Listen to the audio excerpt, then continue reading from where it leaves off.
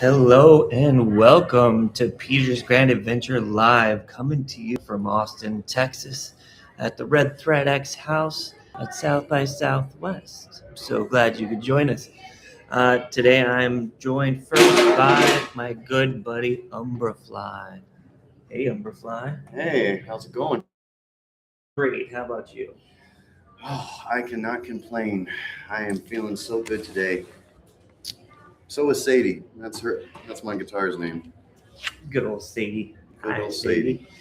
So, Steven, you have been a musician for how long? I have been a musician since I was 14 years old. I am now 37. How long have you been creative? Oh, I'd say since I was 6 years old. That's it? Tell me about some of your early inspiration and your creativity. Like what made you who you are now? Yeah, well, I suppose what really made me who I was is I grew up around a family that really valued music. My father was a Zepp head. He loved Zeppelin. So we always had that and other classic rock legends playing in the car. And I remember listening to them and just going to another place in my head, which was wonderful because it provided a way for me to escape. And it provided seeds for my brain to start creating. A lot of times when the singer would leave out a stop at a note, I would be like, oh, but you could keep going with, and it got me interested in actually seeing how I could do it at that. Started out writing poems at a very young age, and I saw music as a way to bring those to people's ears, make them listen whether they wanted to or not. You mentioned that that pause in the song and your brain going on and continuing it. Something I've experienced along with you. It's like when we're listening to music, we gotta just, sing along or add our own bits on top. And sometimes people don't quite like that. Yeah, I remember getting kicked out of a live show for that. Yeah, it was a great party. It was a great time. So talk about sort of your songwriting process and where music comes from with you. Yeah, absolutely. So mostly my songwriting process kind of comes from my pain. Um, I have a lot of friends who joke with me. They're like, "Why don't you write something happy for once?" I've got a couple songs that are a little bit happier, but most of the time I find that when I take my pain, I can sort of transmute it into something that is medicinal. It's medicinal for me, and my hope is that it's medicinal for other people.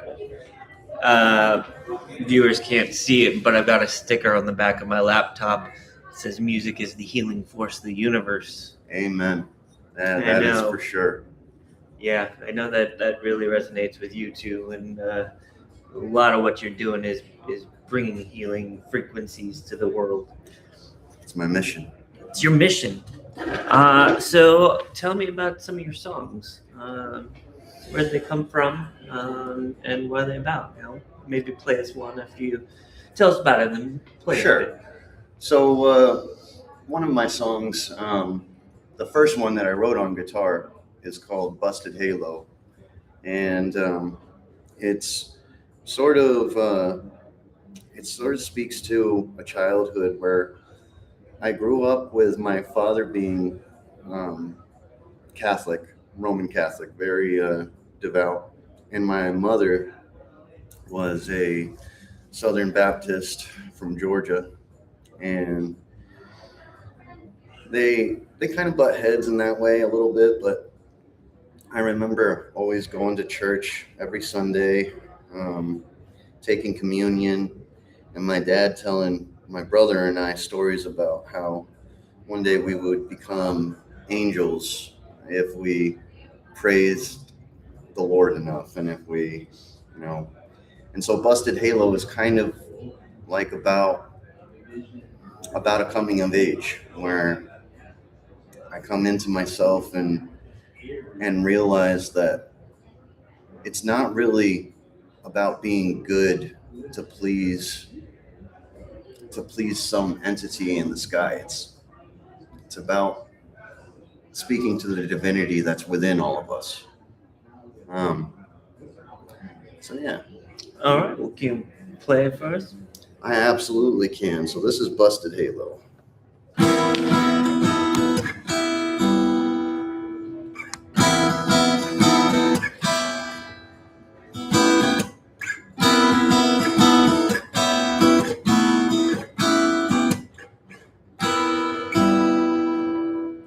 Well, now I lay me down to sleep. I pray that the Lord will lead my soul day. You say he's a shepherd, but I ain't no sheep. Got a spirit full of love that I am to keep.